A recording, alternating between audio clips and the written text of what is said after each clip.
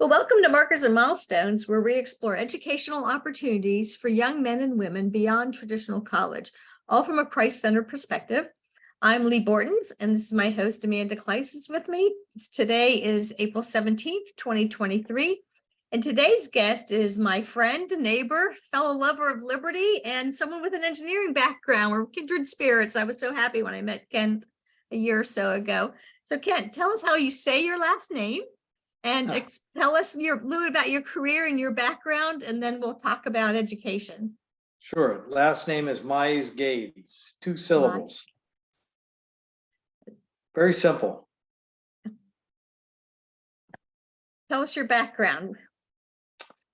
Yes, well, professionally an engineer for 40 plus years, originally in the nuclear industry, but eventually moved into the area of my real passion, and that's aerospace, aircraft design and aerodynamics and manufacturing. Third generation engineer, both my father and grandfather were also engineers, electrical engineers, and our sons are both in technical occupations. So it runs in a family. Yeah, the same with me. I was third generation at the University of Michigan, and my son has an engineering degree. So it's just in the blood for some of us, I think. That's true. Hey, Yeah. Julie's here. Welcome, Julie. Hi there. So go ahead. So keep going. Tell us what you're doing now. You have so much interesting things about you. I want to just give you time. Oh, well, maybe it's because I'm older. For at least my professional career, I went through my undergraduate degree in mechanical engineering on the co-op program. So I alternated semesters of work with semesters in school, and that worked well for me. Paid my way through college, which cost a lot less back in the 1970s, but nevertheless, it was a good way for me. I was pretty serious about my studies and also enjoyed, though, the break every other semester to go to work. I worked 2 semesters for Bechtel Power Company in Maryland doing nuclear reactor design. And then a semester up in Warren, Michigan, in Detroit, Michigan, for a machine tool manufacturer. So that provided a much different perspective in the profession. So coming out of my undergraduate degree in 1979, I already had over a year of professional engineering experience, and had a good feel for what I liked doing and what I didn't like doing. And I was fortunate to get a scholarship to go study aerodynamics, which is my real passion. And that was in a small research institute outside of Brussels, Belgium, which was sort of a master's degree. They called it something else, essentially a master's degree, very intense for about 10 months in an institute supported by NATO with students from 16 countries. We always said the language spoken there was bad English, but that was a great experience in a lot of ways. Never thought coming from Northern Alabama I would go to Europe or even learn a foreign language. So it obviously opened my eyes to what might be possible. And I was fortunate to hit the industry just about right in Germany. There was a very strong expansion in the aerospace industry, and my first job outside of or after college was in the German aircraft industry, and I enjoyed it very much. My family's originally from Germany, long time ago, and I enjoyed that a lot. Met my wife there my second year of living there, and then our first child was born, in fact, in southern Germany. And so my career has always had some connection to Europe because we speak the language here at home, German. So either I've worked over there, I actually later ran an engineering business outside of Frankfurt, Germany, but always felt very comfortable working with German language companies, which we have many of here in North Carolina, as it turns out. And did that, actually ran and turned around a couple of failing companies over the years, which was a lot of fun. And ended up, ironically, back here in North Carolina, where I started my engineering studies back in 1975, running an engineering company also in mechanical and defense. And basically, after all those years, wanted to do something different for change and was already involved a little bit in education. And that's kind of how that side of things evolved for me. And was able to take off a couple of years from the corporate world and get involved in building high quality, low cost, independent schools. And as part of that, I felt very strongly the need to bring back the shop classes that I enjoyed so much, where I learned my basics in engineering on a drafting board, helped pay my college that way. And then I was able to actually develop a shop and engineering curriculum at that school that's been very successful for them. And then eventually we integrated into that a Christian worldview with the help of a lot of great organizations, I must say. And so that kind of in a nutshell is my life. 3 children, 5 grandchildren, another one on the way. And now I'm fortunate I can do what I want. And I have a business. We design and make high performance sailboat parts, and now also aircraft parts, which is a lot of fun because that's what I enjoy doing most. Great. Life is good. Life is good. Yeah. So you mentioned a lot of things I think our parents will be interested in. And if you feel like you can't speak to some of them, that's fine. We can just move on. So I'm going to start at the beginning. So you mentioned about co-ops. I think there's a lot of parents that don't know that there are employers who will pay you to go to school. Right. Yeah, it's unfortunate the co-op program isn't that well known. It's out there, in fact, in a lot of schools. In fact, some of the engineering programs years ago, it was a requirement. You had to work in addition to study. In fact, the German system for their engineering degree, you have to spend essentially 3 semesters at work even to get your degree. And so it's a terrific way to gain experience and make really a decent wage at the same time and build your network. There are quite a few engineering schools that offer this. I know the NC State program here in Raleigh, that's where I went.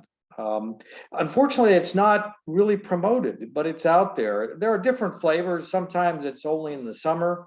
Sometimes it's in the afternoon during classes. Sometimes, like in my case, I alternated semesters. That's probably the most complicated one because it adds a year to your studies, not a year to classroom work, but a year overall. And that was fine with me. I was there to learn anyway. But it does get a little bit more complex, especially in my case. I had to move every semester between North Carolina and Maryland or up in Michigan. But I learned a lot of great lessons doing that also, like, how do you find a place to live and be able to afford everything? So a lot of great life skills came out of that. And probably for that reason, I had really no hesitation in going over to Europe and doing all the things that I did over there. So, but I think there's more co-op out there than most people realize. I don't know if our listeners know, but that's how Robert made his way through engineering. Is he did the co-op program, and Johnson & Johnson paid for his tuition, not his family. He covered his own living expenses, and then there was enough from Johnson & Johnson to cover tuition for out of state. So it's they're everywhere and nobody talks about them. So thanks for bringing that up. So that's one, Amanda, we probably should have a whole show on. It's just co-ops. Absolutely. Yeah. So then you went on to 2 things that interest me. Next was your move to Germany. One of the things I tried to encourage all 4 of my children to do was to go out of country for school. I know that all across the globe, all really interested, intentional students leave their country at some point and go to other countries purposefully. How did you as an American know to do that? Oh, well, and mind you, I finished high school in Northern Alabama. So, I mean, that wasn't that common. In the 70s, travel overseas was only for the very wealthy or business people. My father was in the Navy, and so he had traveled extensively. And then because of his work at General Electric, he had traveled for business extensively. So, and I was always very interested in travel. And I always thought it'd be a great challenge to learn a foreign language. So I had some interest in that. After my undergraduate degree, I would have preferred to work in the aerospace industry, but it was one of those cycles that industry goes through. And there just weren't a whole lot of jobs. But I also knew that the level of work that I wanted to do in aerodynamics required more than an undergraduate degree because of some of the courses that you have to take, you just don't get it in the undergraduate. So for me, it kind of accomplished a couple of things to get that additional coursework in the field that I really enjoyed, and also to travel overseas, and everything was paid. So that of course was a huge incentive. Yeah, And so I everything think was paid by the country you went to? it was actually, this was an institute, it's still there. It's called the Von Karman Institute for Fluid Dynamics. It's supported by all NATO countries. So my scholarship actually came from the Air Force Office of Scientific Research, although it didn't require any service in the Air Force, although I was in high school ROTC, so that was fine, but there was no obligation with the military. It's just that was the funding channel for the US through that. And there were That's the ano- year I was I'm gonna there- interrupt you, Amanda. That's another one. We should do it on ROTC and military options to Yes. help pay for your college. Absolutely. Yeah, See, very I knew true. Kent knows so much. He's done so many things. Well, you know, like I say, that's the advantage. One of the advantages of becoming older, right? You've done a lot in your life. Yeah, so it was a very intensive. It was only a 10-month period, and it's normally a master's after a master's. But I'd done fairly well in college, so I was able to get in. There were only 3 American students there that year, and we were all very serious about our study, but we were serious about having fun too. So every weekend we traveled somewhere in Europe, which is pretty simple. And I remember I think it was over Christmas, we joined with the Belgian students and we all went down to Mont Blanc, to Chamonix, and we learned how to ski at one of the best places there. Stayed in youth hostels. I traveled all over the place on a shoestring budget, and especially went often with a friend of mine to his family in Germany. And I just felt so at home there, probably, because of the strong engineering profession over there and my own family heritage in there. So in sort of looking around after that degree, I could have come back to the US, but I felt by that time that I could probably learn another language. I got by with French, okay. And I liked Germany, and the history of German aircraft industry was something I was aware of. And then I think, again, the Lord just pushed me in the right direction, and I was able to meet the right people at the right time. So you said something else I want to interrupt and ask about, that you didn't have really quite the right degree to get the degree. And the reason I asked that is because I know I have my DMin, but I never got my MDiv because I don't care about the degrees. I just wanted to go study what I wanted to study. So it sounds like that's what happened to you too. Yeah, I mean, I started in nuclear engineering, and then the whole industry was put on hold when Jimmy Carter was elected president. And so all those great paying jobs for nukies, as they called us, they all disappeared overnight. But I dual majored in mechanical just to be sure. And so the mechanical is a good basic degree. You can take it almost anywhere. And I'd always taken some additional classwork from the aero department in aerodynamics. And mind you, I've been building and flying model airplanes since a kid. I started flying myself when I was 15. So, aircraft and airplanes was always an interest of mine. So it wasn't too difficult to get admitted to that school. So you had the qualification, you had different markers and milestones than they normally would have expected, but enough to. Yeah, actually, I'm overcome. glad you brought that out. For sure, my co-op experience was the reason that I was able to get in. Otherwise, they wouldn't have probably considered a person without a master's degree. So that's an important point. That's what Robert always says. So because of his co-op work at down in Clemson and with Johnson & Johnson, he was able to go right into the UPS management training as soon as he graduated. And it's usually something you have to have your master's to do, and he didn't. So I just, I'm bringing all these up because I want our listeners to know that, we always are told there's a certain way to do things. And normally, no, you just, if you know what you want, and you can find a way to get it. That's the way I was brought up. So yeah, that's true. Yeah, good. Okay, so Amanda or Julie, do you have any questions for him before I go through the rest of mine? Well, one fascinating story. And I love the fact that you planted yourself in Germany. And did I hear that you met your wife there? Yes, I met her in the second year of my employment, 1981. We were a group of singles from a number of different countries. We like to go hiking together.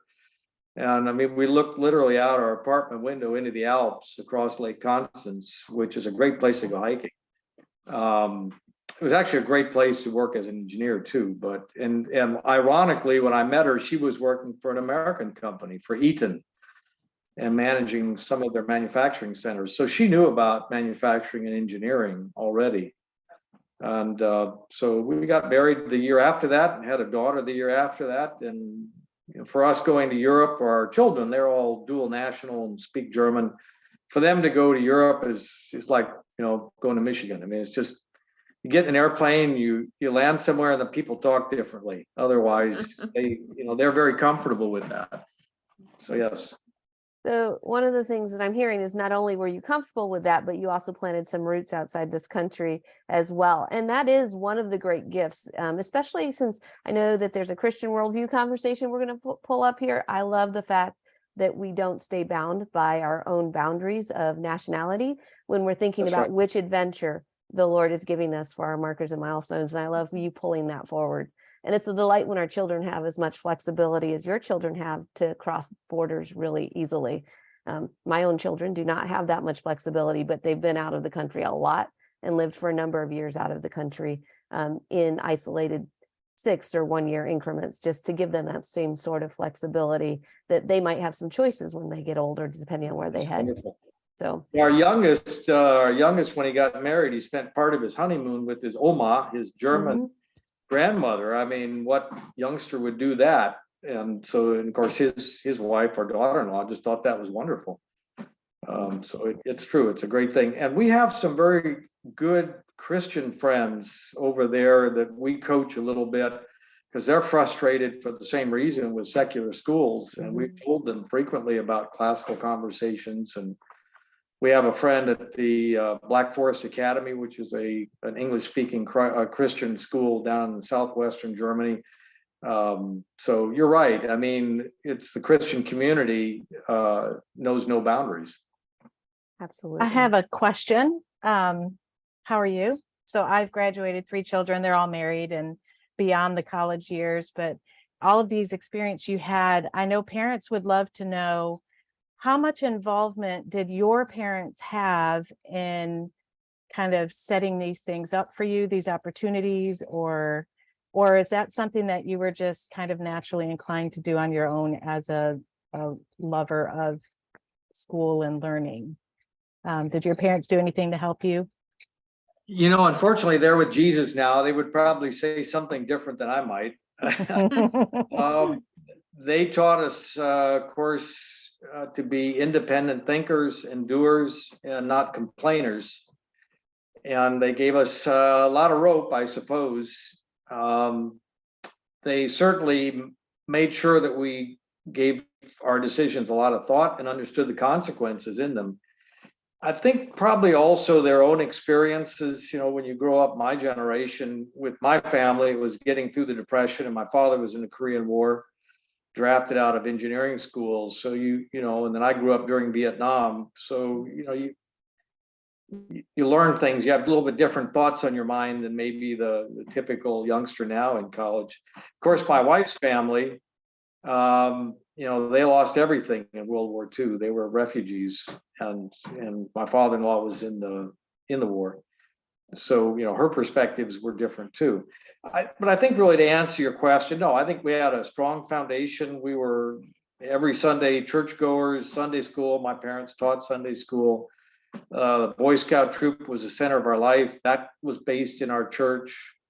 So, we had a good foundation in Judeo-Christian doctrine, biblical history, 10 Commandments. I mean, in a way, it's a pretty simple foundation. But other than that, they just gave us a lot of independence. Plus, I worked 3 summers at Boy Scout camp, starting at age 13 in the wilds of Kentucky and Alabama, living in a tent, eating lots of bugs, but learning how Yeah, learning how to lead teenage youngsters.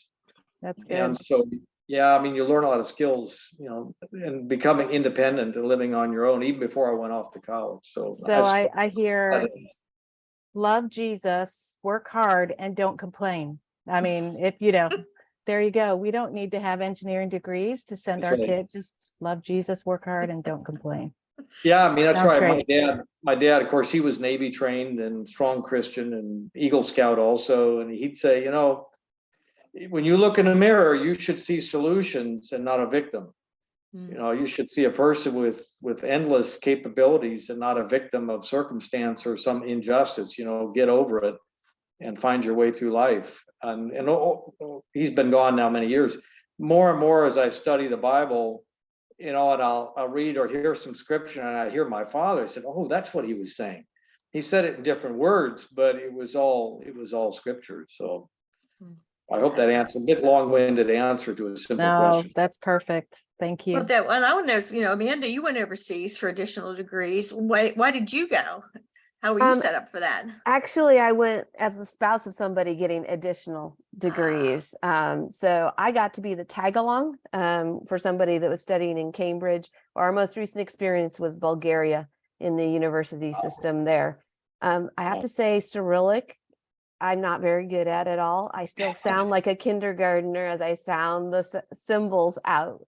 But it's why did I want to do that? Well, my dad was an engineer like you were, and he took my family overseas to Venezuela when I was 7 and dropped me in a Spanish speaking school.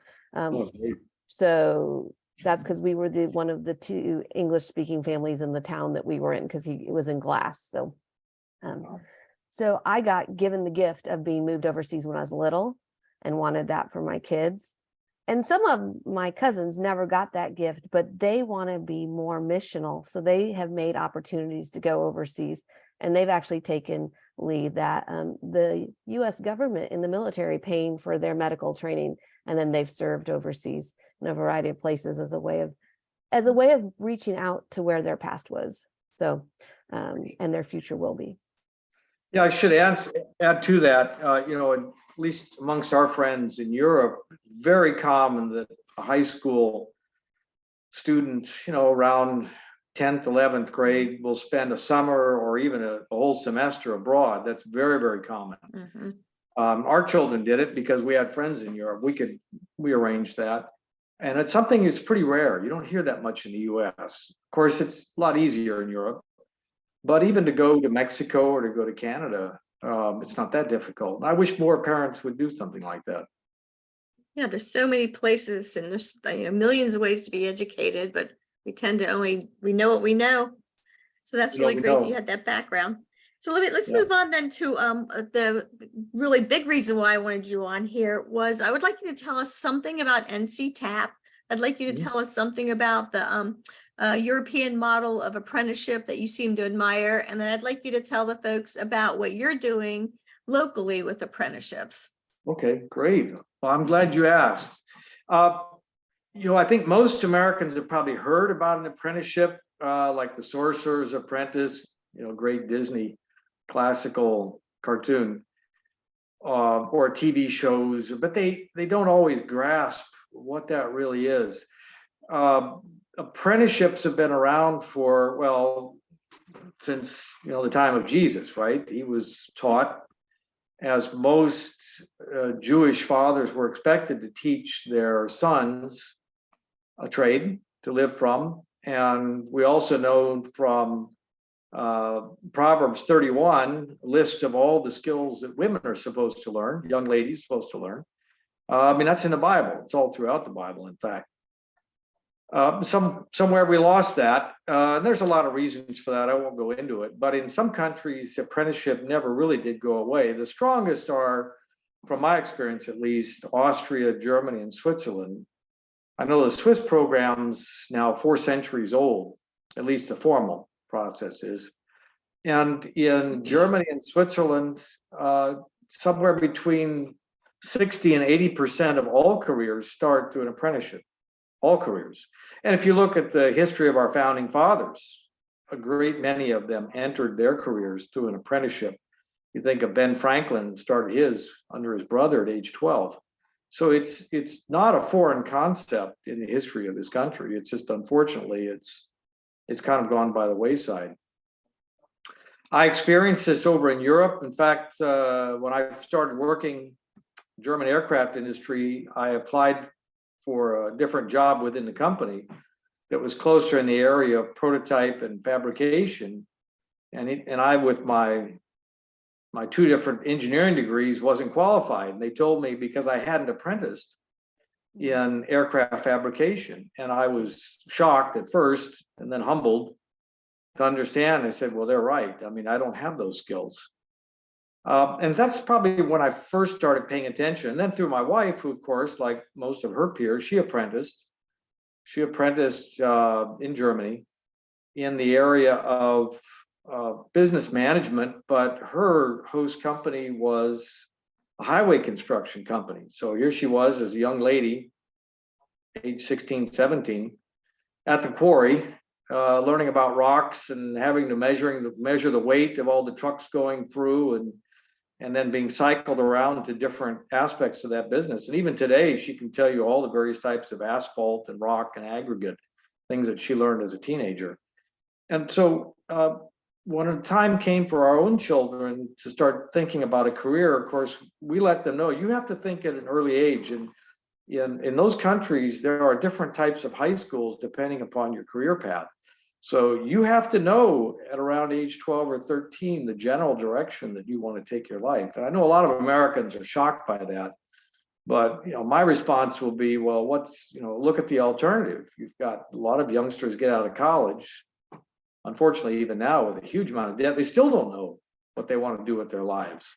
So they really get the cart in front of the horse. So that's one of the reasons I find that system very appealing. The apprenticeship programs over there are well formalized, well thought out. There are hundreds and hundreds of different career paths, and some take 2 years, some 3 years, some 4 years. And so when our own children got to the age of needing to make a decision on their careers, we let them know that there are multiple paths into every career, and it doesn't have to be a college degree. And we help them find different paths. Their daughter actually went and got a 4-year degree initially, but she actually had acquired skills that have helped her at least as much as her degree did. Our sons, in contrast, had really no interest at all in going to college. They both became aircraft mechanics after high school, apprenticed in that, got paid while they did it, and they've gone on now to higher degrees and further into engineering careers. But they had that foundation. And I think that's an important aspect, that the apprenticeship is not some kind of a one-way street that forces you into a career and you're stuck there for the rest of your life. It's really quite the opposite. It provides you a strong foundation of skills and knowledge upon which to build. I know, at least in the case of Switzerland, half of all of the people that finish an apprenticeship, and most people that start one finish it, half of them go on to advanced degrees paid by their employer. And there's, at least in the Swiss system, there's no one-way streets. You can start an apprenticeship at age 15 or 16 and end up with a PhD and CEO of a company. And that's very common. Most of my clients in Europe, these were engineering businesses and manufacturing businesses, nearly all of them, their founders and CEOs had started their careers through an apprenticeship. So that's what led me to work with some of the other manufacturers around the Raleigh area to start this program, NC-TAP. Let me interrupt you there just to make a comment for our listeners. So, or actually a question for you too. So I think a lot of American parents are worried that if their children go take an apprenticeship program or some sort of gap year where they're earning income, they'll never go back to school again because they like making the money. And it sounds like there's a cultural attitude that's different. Would you say that's true or not? Yes, I definitely, it's true. However, I think a lot of that's based on ignorance, and I don't mean that in a demeaning sense. It's just there's the knowledge about a true apprenticeship, or as they're called nowadays, they're called registered apprenticeships. First of all, in almost all instances that I know of, at least here with the programs in North Carolina, the apprentice also earns a 2-year degree in engineering. Typically, it's in mechanical engineering, mechatronics, or electrical engineering. So they have already a 2-year degree.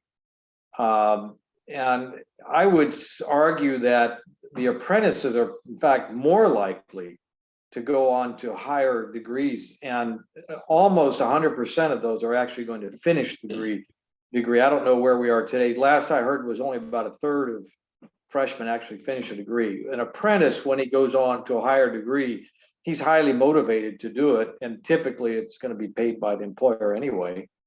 And so they're going to finish it. I mean, that's case in point, our son, who's now head of QA and certification at the big GE jet engine plant in Raleigh or in Durham. He went to work for them only with his apprenticeship behind him and some work experience. GE liked what they saw, and they paid for his degree at Embry-Riddle Aeronautical University, which is about as expensive as Duke. He paid nothing for it, and he was magna cum laude. When he was 17, I couldn't have chained him to a seat in a university. I had zero interest in it, but he was more mature and he understand the value, and somebody paid for it. He did it all online too. So I think that's the message that has to be brought to them, that it's not, I don't know many apprentices that don't in fact end up in management early in their career, because they're typically more mature and they have a broader skill set than most of their peers do. Okay, so on to NC TAP. Yeah, so NC TAP is, North Carolina Triangle Apprenticeship Program. We started that in 2013, and that was an outgrowth of my work in the shop classes, which became quite popular. And I felt that these great kids coming out of high school with all these skills, it's a pity that they don't have an alternative to a traditional 4-year engineering degree. There's nothing wrong with that, but in many cases, they'd rather do more hands-on work. And so I looked around. I talked to a friend of mine that ran some of the technical programs at Wake Technical Community College. And he said, well, there are some other companies around here that would like to start a Swiss style program. And he put me in touch with one of them, Bueller Aeroglide. They're in Cary. They're the largest manufacturer of food drying equipment. Think of raisins and dog food and things like that. Their parent company, the Swiss company Bueller, is the world's largest manufacturer of food drying equipment, grain drying, grain processing equipment, top-notch company. And they have one of the finest manufacturing industrial apprenticeship programs in Switzerland. Fortunately, the fellow they had sent over from Switzerland, Lukas Schoenbetter, one of his jobs was to build an apprenticeship program like they had in Switzerland. And I happened to meet him just after he moved over, and we formed a partnership, and we just basically said, let's do it. We knew what we wanted to do. And so we went out and found 7 or 8 companies. About half of them were from Germany and Switzerland. So it was already a part of their corporate culture, their mindset, and they had a budget for it. And so that worked out well. We had a core group there that understood these things and was going to do it the right way. Then we brought in a number of other US companies, most of them privately held, that were eager also to do something along this line. But we, in the end, we really followed the German and Swiss program very, very closely. And that's basically, we did it within a year, we were up and running and already recruiting students from all types of schools, public, private, homeschool. The employer just wants the best talent. He doesn't care where they come from. So what does a parent need to do, or a student, if they're interested in NC TAP? They've got a pretty good website, nctap.org. And mind you, there are about 8 or 9 of these partnerships now in the state. We were the second one. The first one is called Apprenticeship 2000. It's based in Charlotte. It started in 1996. All of our programs are 4-year programs, so their first ones came out in 2000. And they're all very similar. The recruiting process is about 9 months. Frankly, it's pretty tough to get in. I would argue it's easier to get into an engineering program than it is NC TAP, because it requires a lot of maturity and a different mindset. Most of these employers, they want these apprentices not only to finish, but to work there for the rest of their careers. It's a little bit different mindset. Everything's spelled out really well on these websites for NCTAP and Apprenticeship 2000 and NC Gap. That's another one in the Greensboro area. Apprenticeship Randolph. They're spelled out. Generally, if they're interested in this, they can just contact the website and tell them, hey, my child's interested. They have typically a multi-level program to introduce the students, the candidates, and their parents to the careers. They'll bring them into the factories on a Saturday. They have them, for those that are interested, they'll do things on a couple of evenings during the school year. They'll actually let them work on machinery. They'll test their basic knowledge of math and some basic skills. And then there's a process of application that ends up being they spend the entire summer before they would actually begin the apprenticeship working, and they get paid for it and going to community college. So it's a really well thought out, based closely on the German and Swiss program, but adapted to the realities of the US. Like, for instance, you need a car to get to work, so you can't start at age 15. But yeah, I mean, any of these programs, and not only here in North Carolina, there are others, but I would claim that we have probably some of the best programs here in the country now.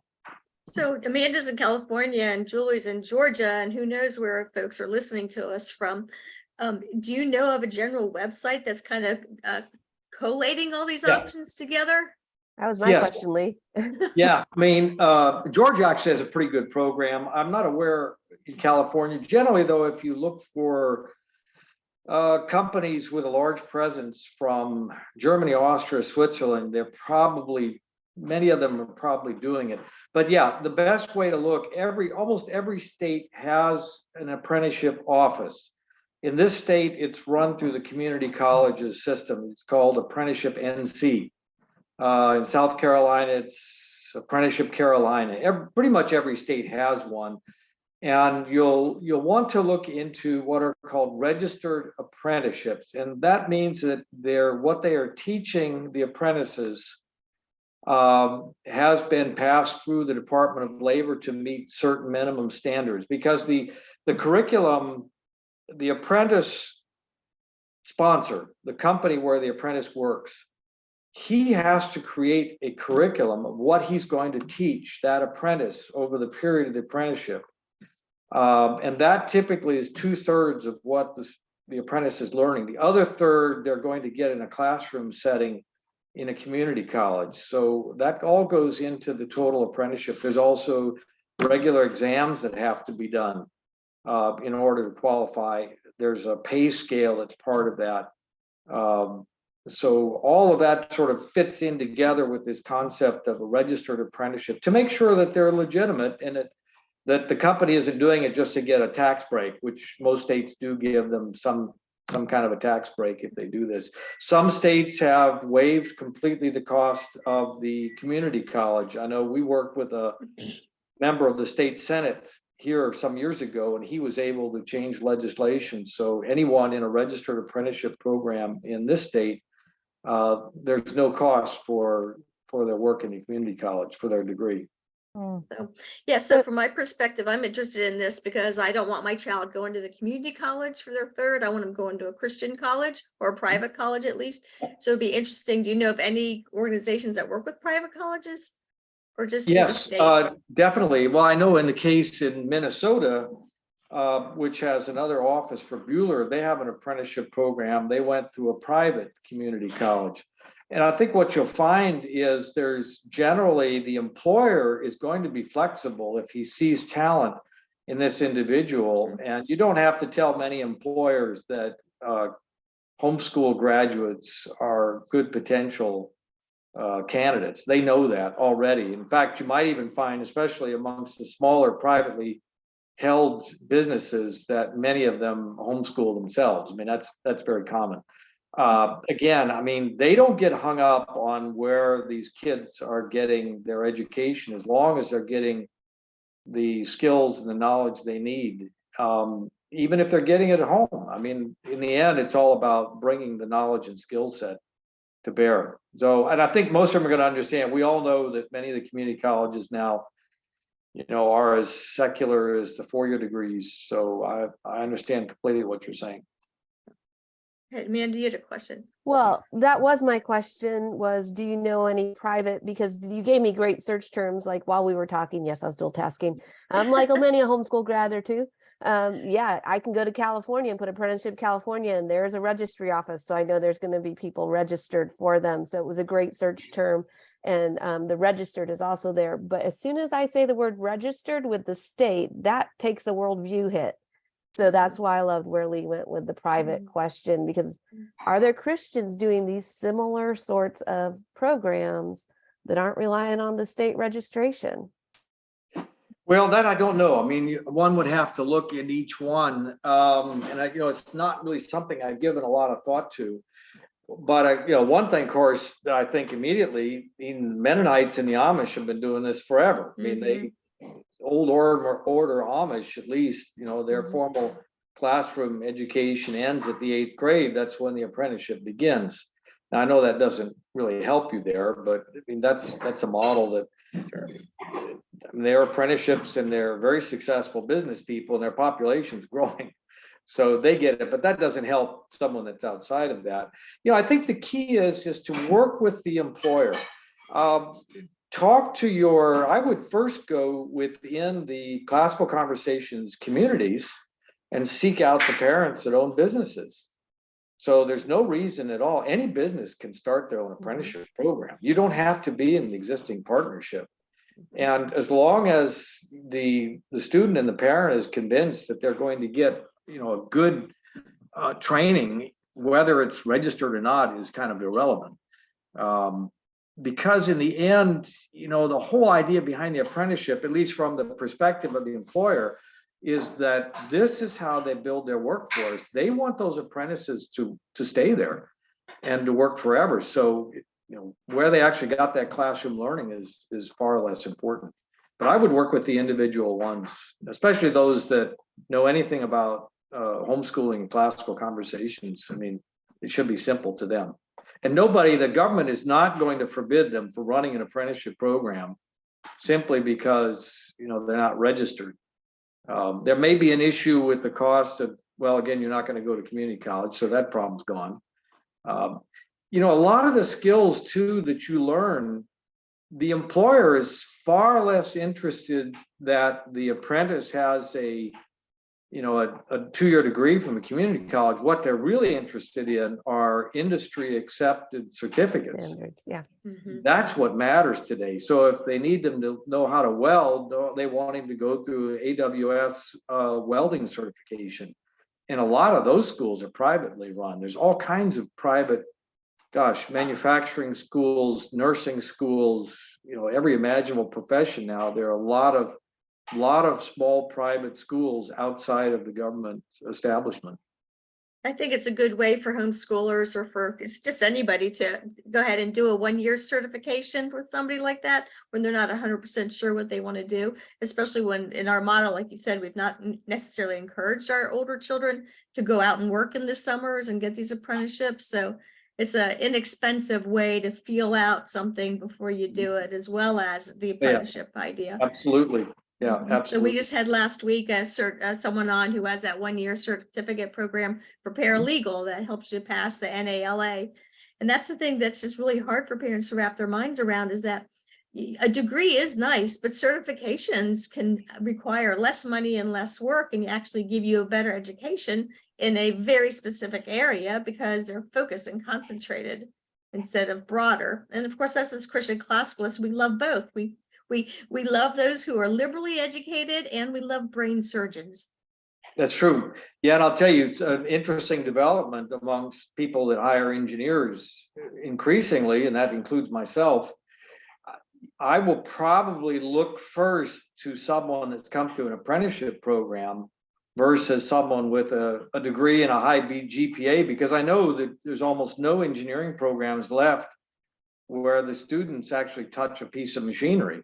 But I probably will put them on a piece of machinery the first day of work because they have to understand how their designs actually are fabricated or tested. And I know a lot of employers now think the same way. I have a good friend, in fact, one of the partners in our NC-TAP program, who apprenticed as a machinist and has built a terrific mold making company for injection molding. He told me last year, he said he's done hiring graduate engineers. Said they were expensive. They didn't have the skills that he needed, and they didn't want to stay very long. And he's getting everything he needs through his apprenticeship program now. And I don't think he was a unique case anymore. No, it isn't. So Amanda, why don't you ask him our faith questions? Yeah, so we are really interested not just in what you do in your work life, because that's not your whole life. You already talked about meeting your wife and your daughters and your kids' experience. So how does what you're talking about develop somebody's Christ-centered worldview, and how does it help them be better in the church?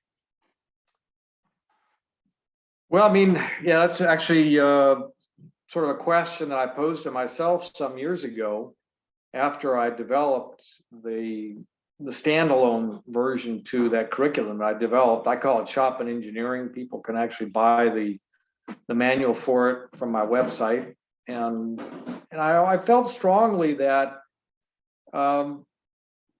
we needed to also integrate a biblical worldview into engineering, just like you in a secular colleges now, they are very actively and aggressively integrating an atheist worldview or an anti-Christian worldview into an engineering curriculum. A place I thought they would never do it, but they are.